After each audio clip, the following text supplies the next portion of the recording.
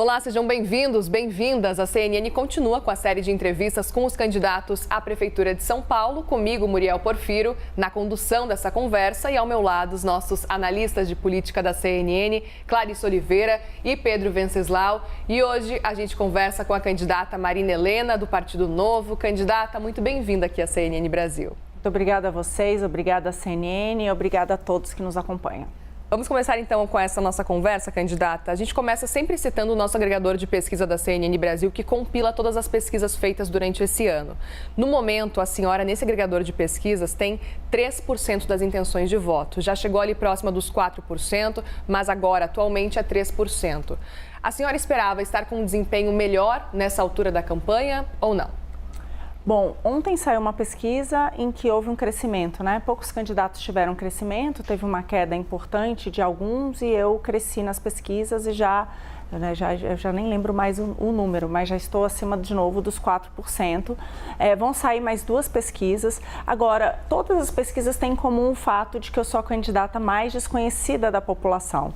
Eu vejo isso como um grande ativo, porque são oportunidades como essa que eu tenho para mostrar quem eu sou, os meus valores e as minhas propostas para a cidade. Eu acho que a partir do momento que a gente tiver esses espaços, a gente vira esse jogo.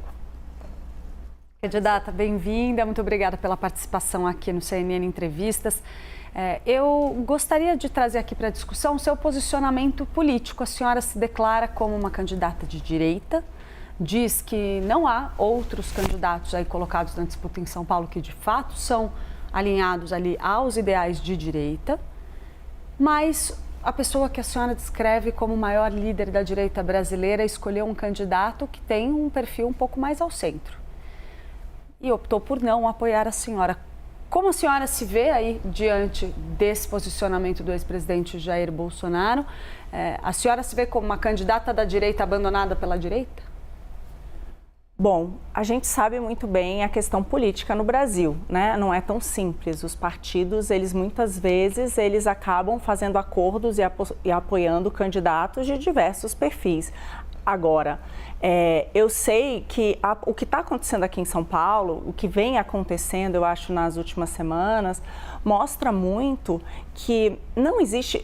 Tem alguns termos que as pessoas gostam, que a esquerda criou, né? Alguns termos eu gosto de dizer. Por exemplo, o bolsonarismo, né? Para mim, esse é um termo criado pela esquerda para definir valores. O que eu vejo são que há pessoas... Por que o Bolsonaro é a maior liderança? Porque ele defende valores e as pessoas acabam acreditando que aqueles são os mesmos valores delas, de alguma maneira. Então, eu vou falar o que eu acredito que são os meus valores. Os meus valores são, em termos de segurança, que bandido bom é bandido preso. A gente não passa a mão na cabeça de bandido, porque a vítima é a sociedade. Outros valores, em termos de economia, é a defesa do livre mercado, que é isso que é capaz de gerar riqueza para a população. A gente precisa estar do lado de quem trabalha e produz no país. Os valores, por exemplo, somos completamente contra a censura e a favor da liberdade de expressão. Então, é um conjunto de valores que acabam tendo um eco na sociedade, né? E aí a sociedade acaba elegendo aqueles líderes que a representam, é isso que eu acredito. Então eu vejo que o que está acontecendo hoje é que, apesar do apoio do presidente ao prefeito atual, as pessoas não o consideram como a pessoa que representa esses valores. E é por isso que a gente está vendo que, apesar dele ser o prefeito, ele tem derretido nas pesquisas. Pedro? Candidata, a senhora é do Partido Novo, um partido que, quando surgiu, se apresentou como uma novidade no cenário eleitoral, porque, ao contrário de todas as outras legendas, não utilizava recursos do fundo partidário, o que depois acabou mudando. O fundador da sigla, João Amoedo, chegou a dizer que o Novo se transformou num satélite do bolsonarismo, uma linha auxiliar. Como é que a senhora avalia essa leitura que João Amoedo faz e queria entender por que o Partido Novo não manteve as cláusulas pétreas da sua fundação? Vamos falar dos 2 pontos. Então, primeiro, em relação ao fundo partidário e ao fundo eleitoral que o Novo decidiu utilizar. Não dá para entrar na guerra de canivete, Pedro. Quando o Novo surgiu, 80% do financiamento de campanhas era privado. Hoje é o contrário, mais de 80% é público. Por quê? Porque praticamente não existia financiamento público e hoje ele não só existe, como é disparado o maior do mundo. Sim, mas muito mais do que qualquer outro país que a gente que exista, não tem nada, nenhum paralelo. Então, o que a gente descobriu a duras penas é que não dá para enfrentar e nem ir contra isso se a gente não eleger pessoas. Então, eu falo que é isso, não tem como a gente entrar numa guerra que está acontecendo, está todo mundo de bazuca e a gente entrar com canivete, não é possível. Então, a gente decidiu utilizar por esse fator. Agora, o Novo, diferente de outros partidos, a gente assina um termo de compromisso e a gente nunca vai poder ser favorável à existência do fundão, ao aumento do fundão, jamais na Câmara dos Deputados. O que a gente precisa é ter um número suficiente de congressistas que consigam reverter isso e a gente voltar ao que era antes, né? Assim, de alguma maneira, não ter valores tão grandes, porque a gente vê que, no fundo, o que acontece hoje, gente, com o fundão? Os caciques decidem os candidatos, né? E a gente dificulta demais a renovação. Então, por isso que outros países evitam, né, ter num montante como o que existe aqui. Até para ajudar a ter mais o financiamento privado da pessoa, que acaba também cobrando seus candidatos, estando mais próximos dos seus candidatos, a política partidária ser mais difundida na sociedade. Então, a gente continua defendendo tudo isso, mas a gente precisa ter um número razoável de representantes para mudar isso no Brasil. Enquanto isso não muda, a gente usa para eleger o máximo de pessoas possíveis. Agora, nunca vamos votar favoráveis. Então, a gente mantém a coerência em relação a isso. Em relação ao João Amoedo, o João, ele começou a falar, a ter várias atitudes completamente contrárias às do partido.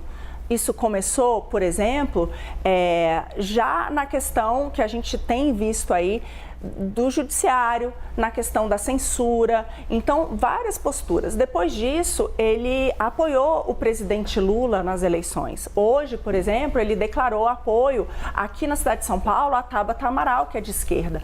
Então, eu diria que a grande verdade é que o próprio Amoedo mostrou que ele não estava mais de acordo com os valores que o próprio Novo defende. E isso fez com que ele saísse antes mesmo de ser expulso, mas se ele não tivesse saído, ele seria expulso do partido. Então, o que mostrou claramente também, além de tudo, o seu perfil ideológico. O Amoedo, pelas figuras que ele apoia, pela sua declaração de voto, por tudo, ele hoje me parece uma figura na política de esquerda. Infelizmente, ele fundou esse partido e agora está dedicando a sua vida a destruir o partido que ele fundou, né? É uma coisa muito triste. Candidata, ainda em 2022, ainda falando também sobre fundo eleitoral, a gente estava acompanhando que o Novo devolveu 89 milhões de reais a que teria direito para o Tribunal Superior Eleitoral. E o então candidato na época à presidência da República, Luiz Felipe Dávila, falou o seguinte, eu abro aspas aqui a fala dele: é possível fazer política com dignidade e respeito ao dinheiro do pagador de imposto, foi o que ele falou. Agora, na sua avaliação, é uma política sem dignidade, sem respeito com essa mudança por parte do Novo? Não, de forma alguma. De novo, a gente continua sendo contrário. Agora, o valor que isso se transformou mostra que é muito difícil. A gente não vai conseguir. Outro ponto também importante. Bem ou mal, as campanhas ficaram muito mais caras, Muriel, muito mais caras.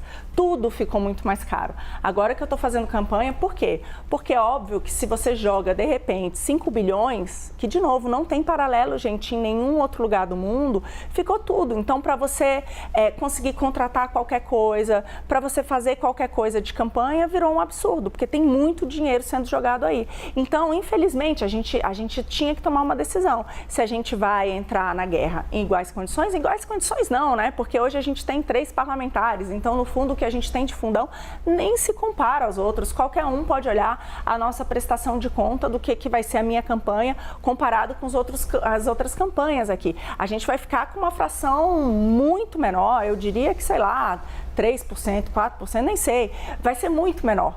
Mas, por outro lado, a gente não vai conseguir. Outro ponto importante, as doações privadas eram comuns, inclusive de pessoas físicas.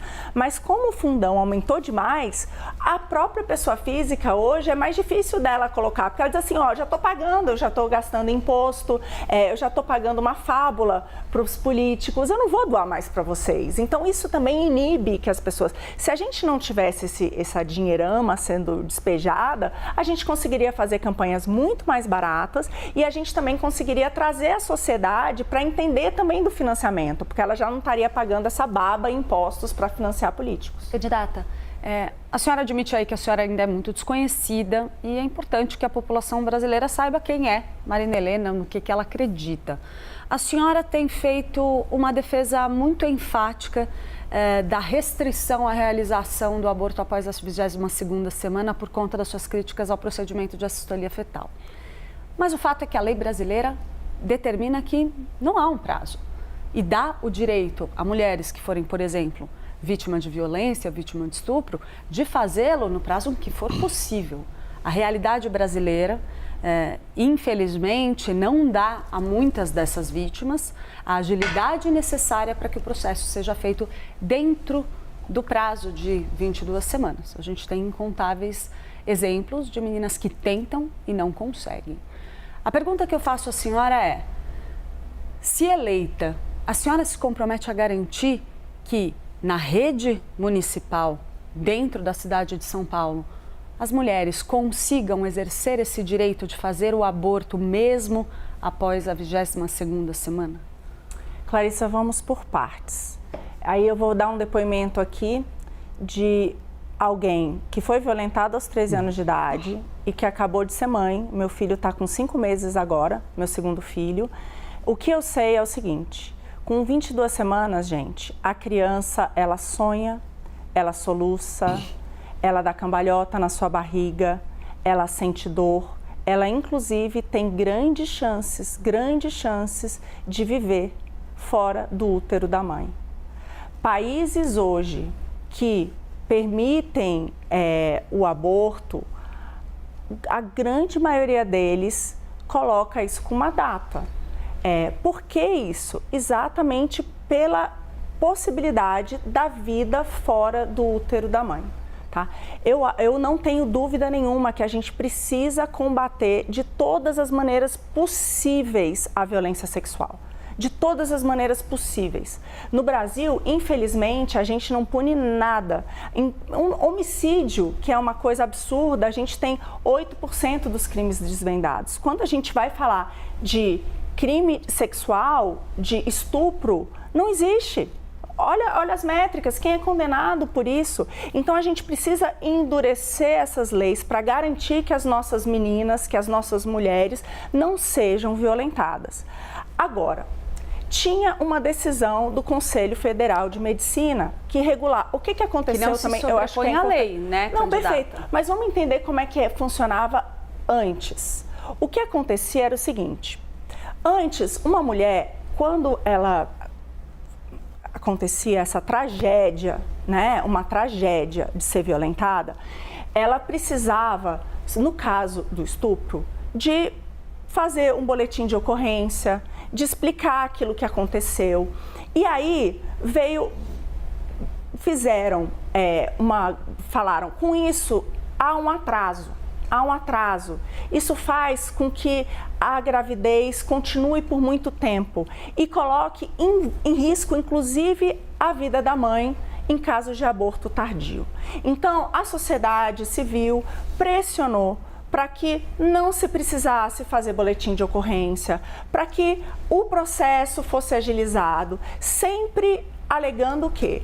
Alegando que quanto mais cedo, melhor para a mãe e também porque a minha pergunta eu devolvo para vocês. Faz sentido fazer um aborto em uma criança de 40 semanas? Candidata, faz diferença. Qual a diferença um dia antes de nascer ou um dia... Não, eu só estou tentando explicar, porque fica parecendo que a coisa é sim ou não e as coisas na cidade são mais complexas. eu vou explicar o que eu defendo. Eu defendo em relação ao que está no Conselho Federal de Medicina, que por uma canetada foi anulado pelo Alexandre de Moraes, que é o que os outros países do mundo, mesmo aqueles que toleram, colocam, que é o quê? A partir do momento em que a criança pode ter uma vida fora do útero da mãe, vamos, então, fazer o parto. Se a criança está com 40 semanas, por que não fazer o parto da criança viva e entregar para adoção?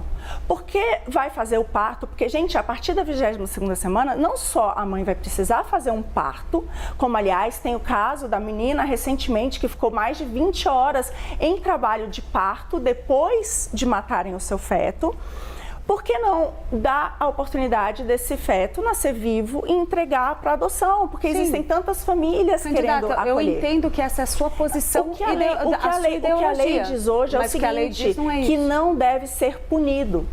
Em nenhum lugar da lei está escrito a lei que diz pode que a ser pessoa feito tem a qualquer tempo. A lei diz que a pessoa tem o direito de fazer, ponto. Muito e não bem. estabelece um marco temporal. Logo, não há marco temporal, é o que está na lei. Tudo bem, mas houve uma regulamentação como aconteceu no resto do mundo. Não, mas candidata, só um minuto, deixa eu só explicar. A lei diz isso.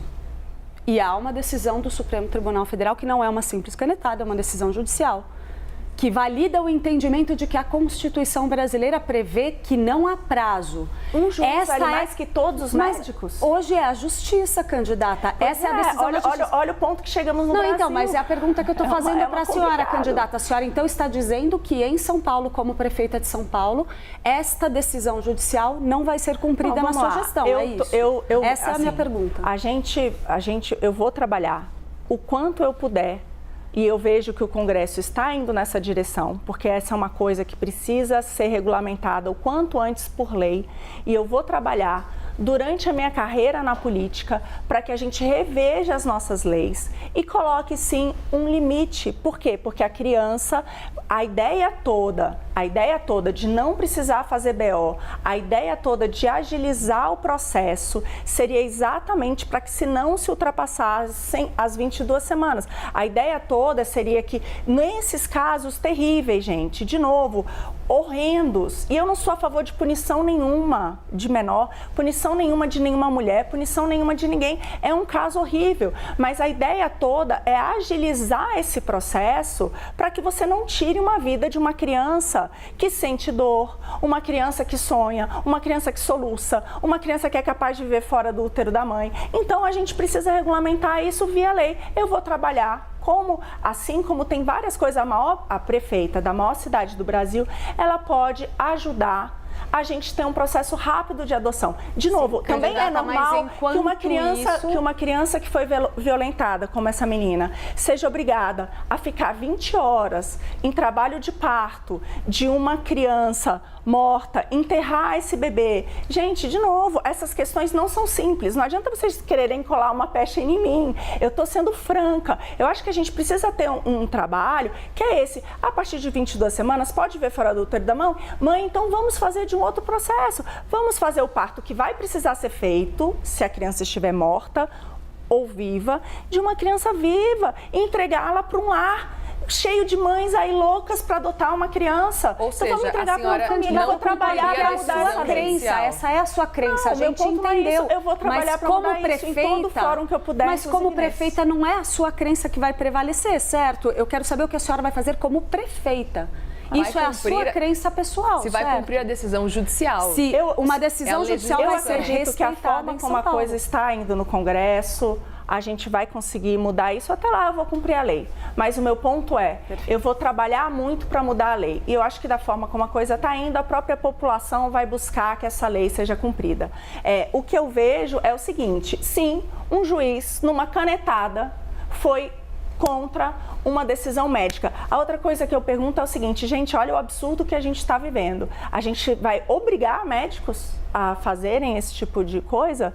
Se eles mesmos mostram que há um limite. Então, outra coisa, não é, ninguém aqui está falando que uma menina que foi violentada precisa passar por isso. Então, qual que é o ideal? O ideal seria que isso fosse feito o mais cedo possível. E outro ponto, a gente precisa sim fazer boletim de ocorrência, a gente precisa sim evitar que isso continue. Hoje em dia, da maneira como é no Brasil, além da menina passar por um trauma como esse, independente independente do que ela vai fazer, se ela vai realizar ou não o aborto, ela vai voltar a ser estuprada.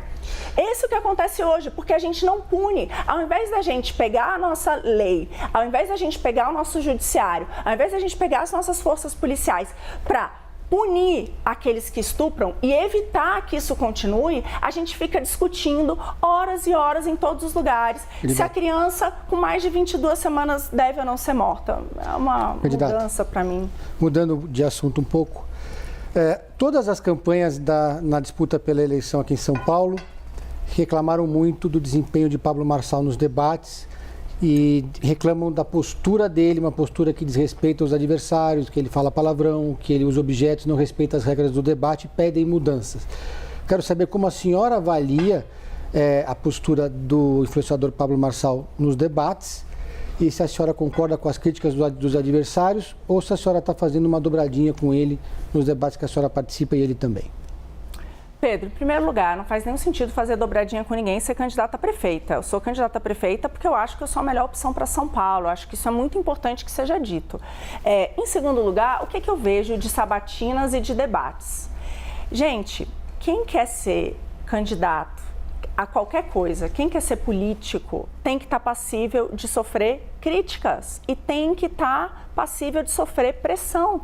Imagina o que é administrar uma cidade como São Paulo. Vai ser pressão o tempo inteiro. A gente está aqui e, da mesma forma como vocês estão me questionando de pontos críticos, vocês estão fazendo isso com todos os candidatos. Porque a pessoa que está ali em casa nos assistindo, ela vai tomar a decisão dela, não é só baseada na proposta, ela quer realidade. É muito fácil para um político usar, como era antes, os meios de comunicação, o horário político para fazer palanque, para falar, eu vou dar um exemplo. Eu sou a favor de dobrar a Guarda Civil Metropolitana. O Guilherme Boulos também é a favor de dobrar a Guarda Civil Metropolitana. Só que o Boulos foi num bloco de carnaval em que os policiais estavam vestidos de monstros. O Boulos e o partido dele sempre foi contra aumento de penas, sempre passou a mão na cabeça do bandido. Então, como é que pode? Ele está falando exatamente o mesmo que eu, mas a gente diverge muito. Então, qual que é o papel num debate? Qual que é o papel do jornalista? É mostrar que nem sempre aquilo que ele fala é real. É colocar mesmo na parede. Por quê? Porque a população ela tem o direito de saber em quem ela está votando. Então, apesar de ter outros modos de não agir da mesma maneira que o Marçal, tem um ponto que a gente tem em comum mesmo, que é denunciar o sistema, denunciar os acordões, denunciar essa palhaçada dos candidatos de esquerda que muitas vezes falam uma coisa aqui para você na frente das câmeras, mas a vida inteira deles, eles votaram de maneiras diferentes, eles agiram de maneira diferente, que é o mesmo papel que vocês jornalistas sérios têm, né, de trazer à tona esses temas. Ninguém gosta de ser colocado contra a parede, mas é importante. Então é isso que eu acredito. A senhora citou os pontos que você e Marçal têm em comum. O que vocês têm que não tem relação alguma? Qual que é a diferença entre vocês nesses pontos? Não, acho que da forma, claramente, é só ver como eu falo. O segundo ponto, eu estou há um ano estudando, quer dizer, é muito mais do que isso, né? Mas desde que eu assumi esse compromisso com a minha cidade, eu tenho, de fato, noite e dia, de noite, conversado com pessoas, feito plano de governo. Ele entrou muito mais tarde na disputa. E a senhora está mais preparada? Eu sinto que sim. Se eu não tivesse, não faria nenhum sentido eu estar nessa corrida. Outra coisa, eu não venho sozinha, eu tenho um time. Né? Eu tenho, primeiro, uma experiência grande de outros candidatos, de outros mandatários do Novo. A gente tem hoje o governador do segundo maior estado do Brasil, que é o Romeu Zema. Eu tenho, hoje o Novo tem o prefeito melhor avaliado do Brasil de grande cidade, da maior cidade de Santa Catarina, que tem 93% de aprovação. Logo que eu recebi esse convite, eu fui visitá-los. Eu descobri o que foi. Eu tenho o contato de todos os seus secretários. Eu trabalhei no Ministério da Economia, junto com o ministro Paulo Guedes, e boa parte do time com quem eu trabalhei no Ministério da Economia me ajudou na formulação do plano de governo. O Carlos da Costa, que é o coordenador do plano de governo, tem um currículo incrível. Várias pessoas que passaram por ali, que se tudo der certo, vão estar comigo na Prefeitura de São Paulo. Então eu vejo que eu não estou sozinha. Eu estou falando do Deltan Dallagnol. A gente sabe que um problema grave aqui na nossa cidade são os contratos da Prefeitura, né? As terceirizações, as concessões. Então é alguém que vai me ajudar também a rever esses contratos, a mesma coisa esse time todo. Então eu vejo que o projeto Marina não é Marina. Né? Eu trago propostas, mas eu venho com um grande time. Eu acredito que a gente não faz nada sozinho, que vai me ajudar a comandar essa cidade. Candidata, a senhora tem feito uma série de declarações a respeito da questão da educação, que é uma bandeira importante aí na sua campanha. Uma das propostas da senhora é ceder o ensino municipal para a iniciativa privada, que, segundo as declarações que a senhora deu recentemente, poderia entregar um resultado melhor das escolas municipais na sua avaliação. Em uma das entrevistas que a senhora deu a respeito desse tema recentemente, a senhora disse que nas escolas de São Paulo as crianças não estão aprendendo nada, a não ser, tinha uma parte em que a senhora falava, estão aprendendo a falar todes, em referência à linguagem neutra, e a senhora disse que isso seria diferente cedendo o ensino público para a iniciativa privada. Eu gostaria que a senhora explicasse como que a senhora quantifica que essa melhora ocorreria? Em que parte, principalmente no que a senhora entende que é o que a senhora considera uma ideologização do ensino público, ou em questões de resultados? De que maneira que isso ocorreria? Como que aconteceria a execução dessa proposta da senhora? Ótimo. Clarissa, no fundo, talvez o maior motivo de eu ter ido para a guerra, e eu falo que é isso mesmo, para comandar a nossa cidade, é a possibilidade de mudar a vida das nossas crianças. Como mãe de 2 crianças, eu alfabetizei a minha filha na pandemia, eu sei quanto isso é importante. Não sou eu que estou falando que o ensino de São Paulo não ensina, são as pesquisas. Menos de 4 de cada 10 das nossas crianças não aprenderam a ler nem escrever no 2º ano do fundamental. Em qualquer outro lugar do mundo, elas teriam aprendido na pré-escola. Elas já estão com mais de 2 anos defasadas, algumas com 3, 4, 5 anos defasadas. Então não sou eu que estou falando que não funciona, são todos os indicadores. A grande verdade é essa. Então, para explicar qual é a minha proposta. Gente, hoje é uma verdadeira loteria. A criança vai para a escola de acordo com o seu endereço. E ela pode dar a sorte de cair numa escola e cair numa sala de um professor que vai dar aula, que vai fazer de tudo para ela aprender, ou ela pode dar um azar danado de cair numa escola de um professor, como a gente tem vários casos, que assedia as alunas, de um professor que sai para fumar e deixa um filme rolando, ou de um professor que não vai dar aula.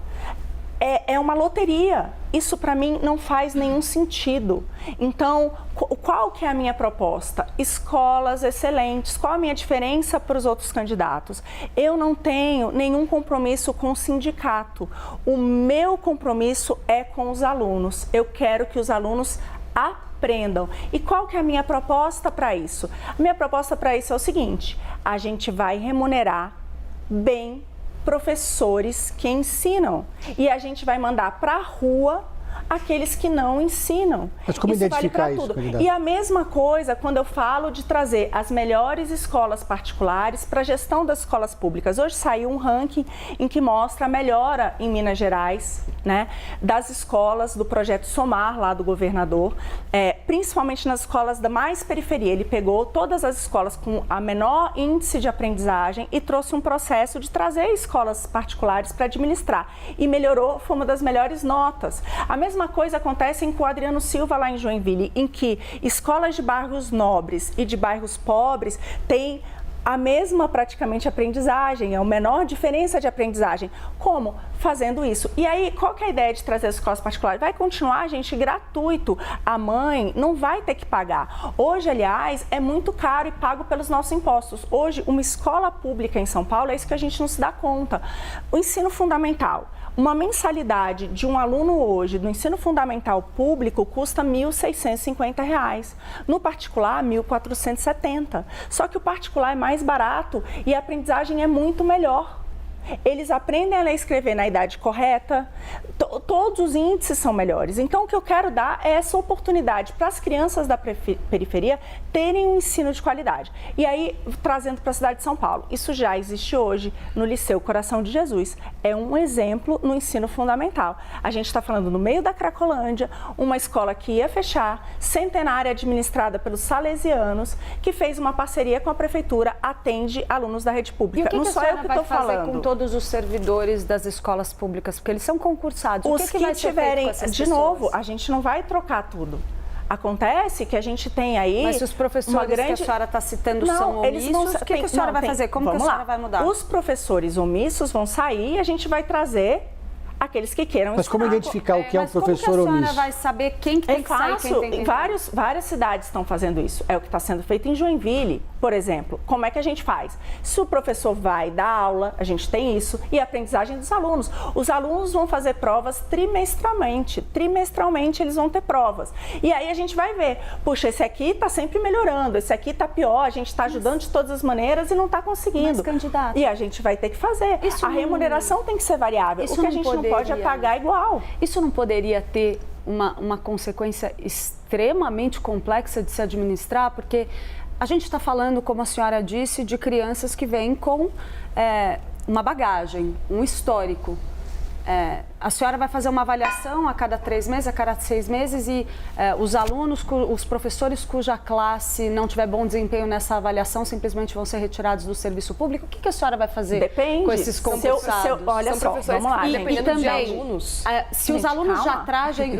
Não, eu estou pedindo para a senhora explicar. Tá, só para explicar. Se os alunos já trazem uma bagagem com problemas, o professor vai ser demitido porque ele não conseguiu reverter esse prejuízo? Vamos lá. Primeiro lugar, isso não é uma novidade no resto do mundo. Isso já acontece e os estudos mostram que é a melhor maneira de você... Aliás, eu vou dar aqui um exemplo. A Prêmio Nobel de Economia, Esther Duflo, uma mulher que estuda pobreza, ela diz nos seus artigos o seguinte: a estabilidade atrapalha na educação.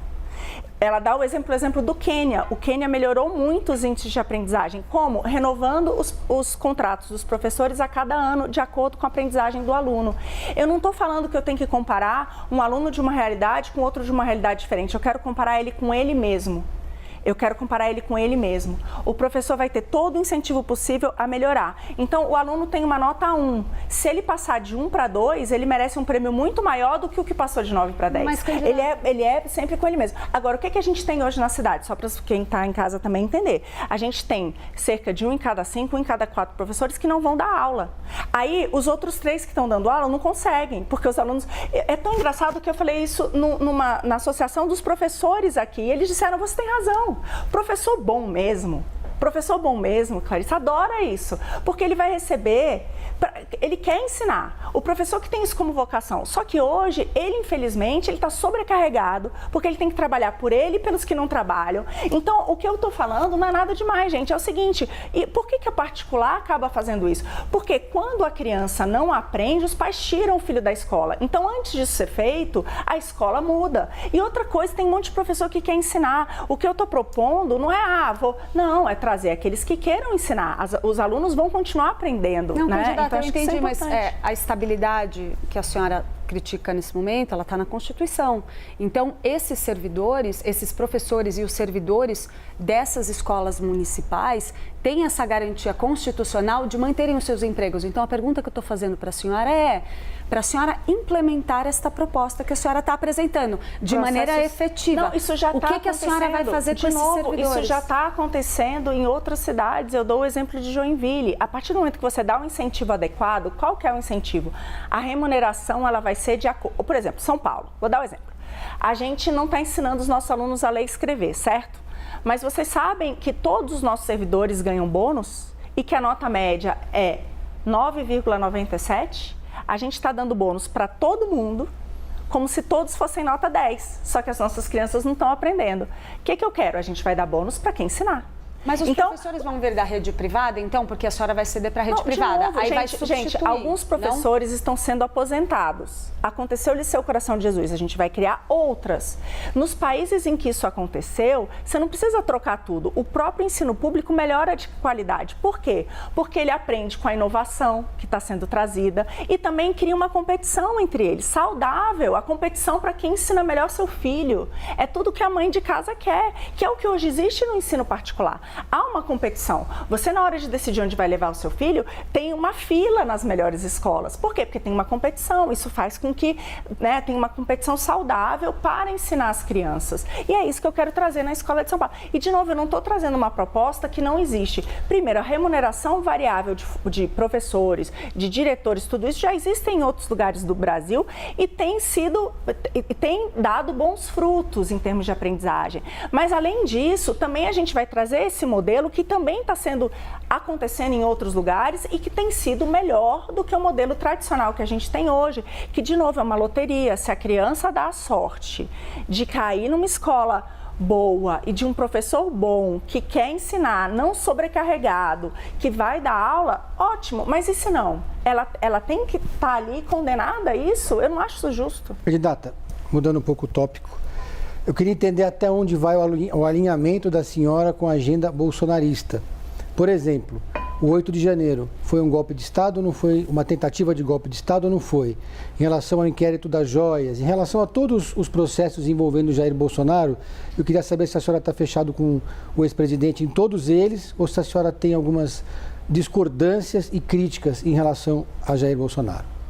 Não, perfeito.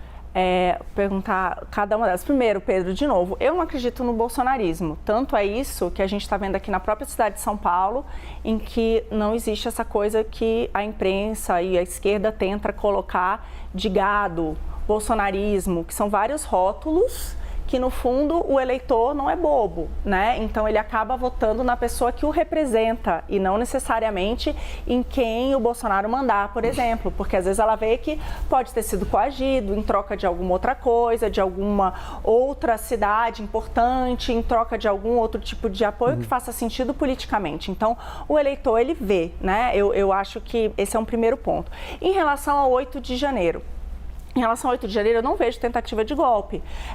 O que teve, sim, foi vandalismo. Teve vandalismo, as pessoas foram ali, errado, não deveria ter tido invasão de prédio público, sou contra isso.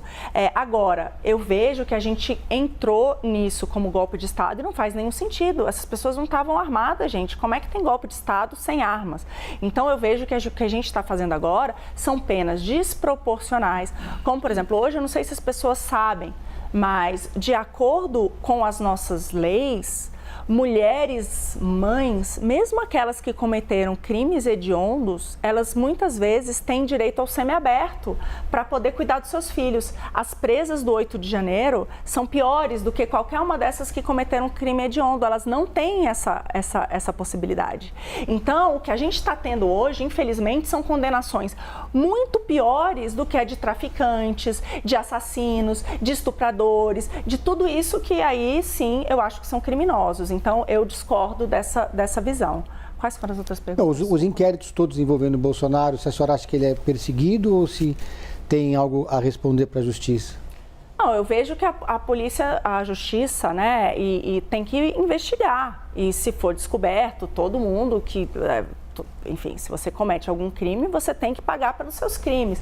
Até agora, não se mostrou, né, nenhuma dessas acusações, né, ele ainda não sofreu nenhum tipo de condenação, mas eu sou a favor de sempre se investigar, isso vale para tudo, né? Agora, a gente sabe também, aí, Pedro, tem um outro ponto, eu não vejo hoje o nosso judiciário como imparcial, não vejo, eu vejo sim que desde o início desse inquérito, que foi aberto lá ainda em 2019, para censurar uma revista, Cruzoé, que trazia em sua capa uma denúncia contra o ministro do STF, você abriu um inquérito de ofício e a gente está vendo os escândalos que estão saindo na Folha de São Paulo diariamente de o que está sendo feito. O ministro Alexandre de Moraes, que manda soltar e manda prender.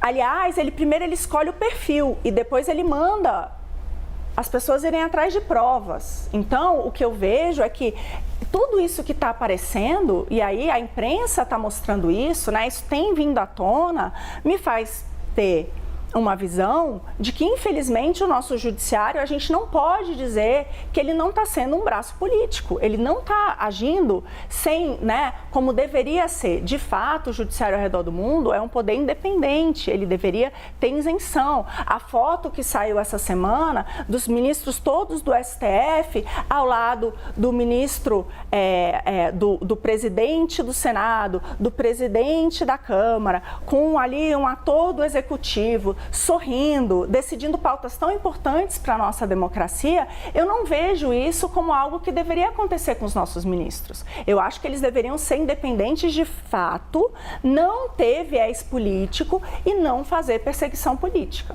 Candidata, em relação especificamente ao inquérito das joias, o ex-presidente Jair Bolsonaro, por meio da sua defesa, argumenta na justiça mesmo que ele tinha o direito de pegar essas joias e vendê-las livremente e pegar o dinheiro, basicamente. É o que está sendo atestado pelos seus advogados, uma vez que eles afirmam que não há uma regra que o impedisse de fazer isso. Eu gostaria de saber se a senhora concorda, se a senhora acha que esse argumento do ex-presidente é válido ou que ele não deveria ter esse entendimento ou feito isso. Clarice, eu não li o processo, sinceramente, e não ouvi também isso da boca dele. Então, eu precisaria ler o processo, ouvir e tomar e dizer. Não, os advogados dele, no processo mesmo, por a defesa que eles próprios divulgaram. O que diz a lei em relação a isso. Eles se apoiam numa lei da época do governo Fernando Henrique Cardoso, que trata, na verdade, do acervo presidencial. E aí, ali diz que o presidente poderia pegar esses itens, por exemplo, do acervo presidencial, desde que comunique previamente a intenção à União, porque a União teria o direito de recompra desses bens. Entendi. Isso é o que está numa regra que, na verdade, trata do acervo documental, tá? Especificamente, mas é a lei que eles estão utilizando como base para argumentar a defesa. Isso é público, está sendo apresentado formalmente como defesa do ex-presidente Jair Bolsonaro para justificar o fato de joias terem sido vendidas. Eu não sei argumentar, Clarice. Ele disse que se fosse o caso, ele devolveria os presentes. Eu acho que o ideal seria isso, sinceramente, devolver tudo. Eu, na minha vida pública, não quero receber nada de ninguém, porque, né, é um pouco, eu vejo que essa questão. Agora, sinceramente, eu não tenho detalhes do fato. Se a senhora ganhar um Rolex de presente como prefeita, a senhora devolve? Com certeza. Candidata. Aliás, eu nem uso nada, gente.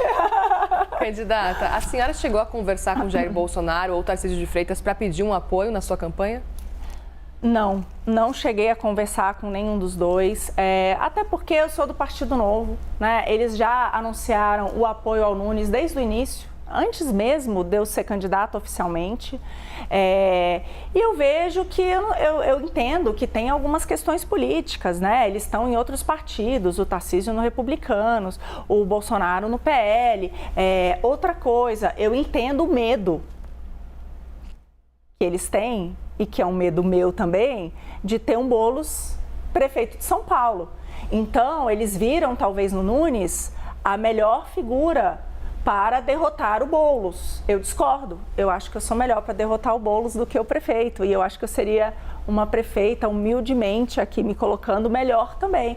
Mas eu entendo, essa decisão foi tomada, né? Porque eles tiveram isso, mas não houve nenhuma conversa nesse sentido. Candidata, a Prefeitura de São Paulo manteve os contratos com as operadoras de ônibus que são investigadas pelo envolvimento com o PCC. Manteve porque eles estão cumprindo os contratos, continuam prestando serviço para a população e estão com a documentação em dia. A senhora, se for eleita prefeita, como vai tratar essa questão das operadoras de transporte em São Paulo que são investigadas por envolvimentos com crime organizado? Pedro, vamos além disso, tá? Porque esse é o maior, assim, eu gostaria muito de assumir essa prefeitura por isso. Gente, esse é o típico contrato que tem que acabar. Não faz nenhum sentido você estar com empresas que tem relação com o crime organizado. Como é que você sabe se os valores que estão indo, tudo bem, elas podem estar prestando serviço, mas elas estão recebendo dinheiro público de impostos. E esse dinheiro está indo para onde? Para o crime organizado? Para financiar o PCC? Não faz nenhum sentido. Eu falo isso com muita convicção. Eu não tenho rabo preso com ninguém. Eu não tenho frente ampla. Eu não tenho que lotear a prefeitura. Eu não tenho rabo preso. Eu não devo nada para sindicato. Eu não devo nada para empresa nenhuma. Na minha gestão, o que eu quero fazer? Quem tiver prestando um bom serviço, seja um servidor público, seja uma empresa, ótimo, está atendendo a população. Quem estiver sendo investigado por crimes, tiver qualquer coisa com envolvimento com crime organizado, ou quem tratar mal a população, rua. Rua, eu vou trabalhar para ir para a rua. Essa empresa, a mesma coisa. O que a gente vai fazer? A gente vai aproveitar esse espaço, essa brecha, para fazer uma nova licitação, trazer outras empresas. Se não for possível, por que a própria prefeitura não arrenda esses ônibus e faz a licitação dos serviços, que é mais fácil? Porque seria necessário interromper é buscar alternativas. Seria necessário interromper o fornecimento de transporte para fazer isso. Não, então a população não ficaria sem transporte público. A gente não vai interromper. Óbvio que não, né? Mas a gente vai trazer um chamamento rápido para que a gente possa haver essa alteração. Essa é a ideia. A gente não pode financiar com dinheiro do pagador de imposto suado crime organizado, gente. Não faz nenhum sentido isso. Ninguém vai ficar sem transporte. Ninguém é maluco. Muito longe disso, né? Isso é fundamental. Agora, já deveria ter sido chamado novas empresas para uma concorrência, né? Ver o que está acontecendo nesse contrato, entender direito para onde está indo esses recursos, para que não tenha esse elo mais. Eu vejo que não é só fazer uma intervenção e manter para sempre. Vamos ficar o quê? Mais 20 anos, entendeu? Então, é uma preocupação que eu tenho. E não só com esse contrato, Pedro, com todos os outros. O que eu falo que ajuda? Da transparência. Hoje, São Paulo está na 20ª posição das 26 cidades em ranking de transparência. Eu fiz vários pedidos de informação para a prefeitura, inclusive via gabinete da nossa vereadora, que não foram respondidos de diversos contratos. Eu vou dar um exemplo aqui. Você sabia, na questão da Cracolândia, existem mais de 90 organizações sociais atendendo a Cracolândia. As perguntas foram: o que faz cada uma dessas organizações sociais e qual que é a taxa de retorno para a sociedade? Quantas pessoas elas reabilitaram? Quantas pessoas elas restabeleceram um vínculo familiar? Quantas pessoas elas tiraram dessa situação? Quantas pessoas? E zero resposta. Então, isso mostra que a gente, infelizmente, aqui na cidade, não tem nem transparência. Como é que a população vai me ajudar a implementar, de fato, a revisar esses contratos e a ter prestadores de serviço que vão fazer um bom trabalho para a população, com transparência radical? A gente vai mostrar tudo isso, não vai ter nada às escondidas como é hoje na cidade. Candidata, em relação à possibilidade de implementar um modelo de cessão de serviços públicos em São Paulo para a iniciativa privada, porque as organizações sociais, elas são inclusive uma marca grande da gestão tucana em São Paulo, que veio com essa ideia de que seria interessante ceder parte do serviço a essas entidades, porque isso melhoraria a qualidade, a agilidade do serviço. Foi o que permitiu zerar a fila de creches aqui em São Paulo, por meio das organizações sociais, onde há inclusive algumas denúncias investigadas, a senhora acompanhou bem nos últimos tempos. A senhora é uma defensora das privatizações, a senhora trabalhou no Ministério da Economia especificamente com essa área. Como implementar isso aqui em São Paulo? Porque, pelo que eu estou entendendo da sua fala, a senhora é contra o atual modelo de organizações sociais, é isso? Vamos lá, eu sou a favor de um bom serviço para a população. Eu vou dar a experiência que eu tive em Brasília. Nós pegamos, a gente chegou lá, descobriu que tinha participação em 700 empresas, Clarissa. Empresas, assim, uma empresa dessas tem um orçamento, né, maior do que o de São Paulo, mais funcionários que a cidade de São Paulo. O que a gente fez? A gente pegou nessas 700 empresas, indicou pessoas honestas, pessoas competentes, um time, ninguém faz nada sozinho. E como? Fizemos uma mudança gigante. Durante aqueles 4 anos da gestão do Guedes, do governo Bolsonaro, vocês viram o escândalo estatal? Pergunto para você aí de casa, você viu escândalo de corrupção, alguma coisa? Não. E mais, mas essas empresas que davam prejuízo andaram, pararam. As empresas davam 30 bilhões de prejuízo, deram mais de 270 bilhões de lucro. Eles conseguiram quebrar a Petrobras, gente. Quebrar a Petrobras. Aliás, agora a Petrobras está dando prejuízo de novo. Uma das maiores empresas do mundo, se transformou na empresa mais endividada do mundo na gestão do PT. Por que isso? Aí eu vou explicar. Isso tudo virou política pública. Em meio à pandemia, muitos dos projetos de política pública aconteceram sem aumentar o nosso endividamento, sem aumentar impostos, exatamente por conta desse resultado das estatais. O que significa isso? Boa governança, gente, boa gestão. É isso que eu sou favorável. Seja funcionários públicos, seja empresas privadas, precisam prestar um bom serviço para a população. E aí eu vou te explicar algumas coisas aqui que eu vejo que são fundamentais nesse sentido. Hoje, empresa que faz asfalto pela cidade tapa buraco, elas são remuneradas por quanto asfalto? Qual que é o incentivo dessa empresa? Quanto mais buraco, melhor, certo? Não faz nenhum sentido. Você tem que fazer uma remuneração. É como se você chamasse alguém para fazer a reforma da sua casa e dissesse assim, gasta. Óbvio que o gasto vai sair imenso, que é o que hoje muitas vezes acontece na cidade de São Paulo. Você tem que ter métricas da qualidade do serviço prestado para a população. Mas, candidata, né? Então, por exemplo, essas organizações da Cracolândia, as metas têm que ser de tirar as pessoas dessa situação. Da população em situação de rua, que são 80 mil moradores de rua, qual que tem que ser a métrica dessas organizações sociais? Não que mais pessoas, elas hoje são remuneradas quanto mais pessoas estão nas ruas, não faz nem sentido. Você tem que estabelecer os vínculos familiares, você tem que dar oportunidade para essas pessoas, capacitação. Então, é mudar. A mesma coisa o serviço público. Não faz sentido pagar bônus para o servidor que falta e para o que vai. Né? Tem que ser remunerado diferente. Então, o que eu defendo é a boa gestão. É isso que eu defendo. Mas, candidata, a senhora acaba de falar aqui que a Petrobras está dando prejuízo de novo no governo do PT. Em 2023, ela teve um lucro líquido de 124 no último bilhões. trimestre, mais de 2 bilhões de prejuízo. Pode pegar aí. Mas acabou de dar agora. Eu estou falando desse trimestre agora. Mas a gente está falando de um dos maiores lucros da história da empresa no ano passado, consolidado, candidata. Mas você já passou, agora já está dando prejuízo, porque eles estão intervindo na empresa. Espera mais um pouco, vai acontecer tudo de novo, gente. Olha as indicações que eles colocaram. Está todo mundo de volta. Quais são os indicados últimos para a Petrobras? Todo mundo que foi preso em escândalo de corrupção, Clarissa. Não é comparável. Eles conseguiram pegar uma empresa extremamente lucrativa, como a Petrobras, transformar na empresa mais endividada do mundo e dar prejuízo. No trimestre passado, de novo. Não pode tratar a Petrobras como uma empresa deficitária. Ela não é uma empresa deficitária. Não, o que eu quero dizer é que eles conseguem ser tão ruins, colocar gente tão incompetente e com uma ficha tão suja, que eles dá um tempo para você ver. Aliás, foi o que aconteceu já no último trimestre. Isso aconteceu no governo da Dilma. Candidata, esse não é o caso da Sabesp. Né? A Sabesp é uma empresa que não é deficitária, pelo contrário, não tem casos de corrupção na sua gestão e ainda assim está passando por um processo de privatização. Como é que a senhora avalia nesse caso? Você tem razão nesse sentido, mas ela é ineficiente. Comparada com outras empresas privadas parecidas com a Sabesp, ela tem um resultado, vamos dizer assim, 15% pior. Ela entrega de serviço para a população 15% a menos do que as outras empresas privadas do setor. Então, a privatização permite o quê? Permite que você universalize o acesso antes, você consegue ter um serviço de melhor qualidade por menor preço para a população. Agora, gente, isso tudo depende de ser bem feito e bem fiscalizado. Eu dei o exemplo aqui da Enel.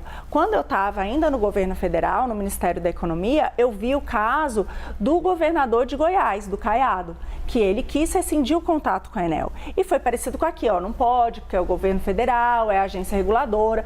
Ele perturbou todo mundo, ele foi para Brasília, ele não saía de lá, não saía da agência reguladora. O que ele conseguiu? Ele conseguiu. Agora, o contrato acabou, mudou a empresa lá. Então, o que eu acho é que um gestor, ele não pode se eximir de tomar uma atitude em prol da população, entendeu? em todos os aspectos. Então, esse contrato, o que acontece hoje é sim, tem outras empresas do setor que são mais eficientes, que prestam um serviço melhor por um custo menor. Aí, na hora da privatização, a gente tem que garantir que é essa qualidade que a gente quer, que é isso que vai acontecer. Agora, de novo, se não for feito um bom contrato e não for bem fiscalizado, pode dar errado. Por isso que eu defendo transparência radical, a população ajuda a fiscalizar. Eu falo o tempo inteiro isso. Eu quero trazer junto o Ministério Público, o Tribunal de Contas do município e dar abertura. Quando a gente estava lá nas estatais, isso foi muito importante. O TCU elogiava o tempo inteiro. Nunca se teve tanta transparência de tudo referente às empresas estatais. Agora já saíram notas dos TCU reclamando que a maioria daqueles relatórios que a gente entregou não são mais feitos, não há mais transparência. O site em que estavam todos os dados da estatal foram apagados, entendeu? Então, é óbvio que o setor público ele é muito grande. Então, quanto mais transparência você dá, menor a chance de você ter ineficiência e corrupção. Candidata, para a gente pensar agora aqui num cenário de segundo turno, se a senhora não for para o segundo turno, quem que a senhora apoiaria? Bom, eu não trabalho com essa hipótese, eu vou para o segundo turno, acho que são oportunidades como essa que vão fazer com que o eleitor consiga me conhecer e me coloque no segundo turno, porque a população é soberana em relação a isso. Agora eu vou deixar claro aqui, eu estou no Partido Novo, que é um partido de oposição ao governo Lula, é um partido de direita. Então, eu jamais vou poder apoiar candidatos da esquerda. Então, eu nunca daria um apoio, que isso fique claro, nem para o Guilherme Boulos, nem para o Datena, nem para a Tabata Amaral. É isso. Mas eu espero que quem vai estar no segundo turno sou eu e a gente vai levar essa prefeitura. Vou trabalhar de noite para isso. Muito bem, candidata. Obrigada, pela participação aqui nessa conversa com a CNN. Obrigada a vocês. Obrigada. Obrigada também aos meus parceiros, Clarissa e Pedro. E assim a gente encerra essa entrevista com a candidata pela Prefeitura de São Paulo, Marina Helena do Novo. Obrigada pela audiência, mais um dia. E amanhã tem mais. A gente conversa com a candidata pelo PSB, Tabata Amaral. Até mais.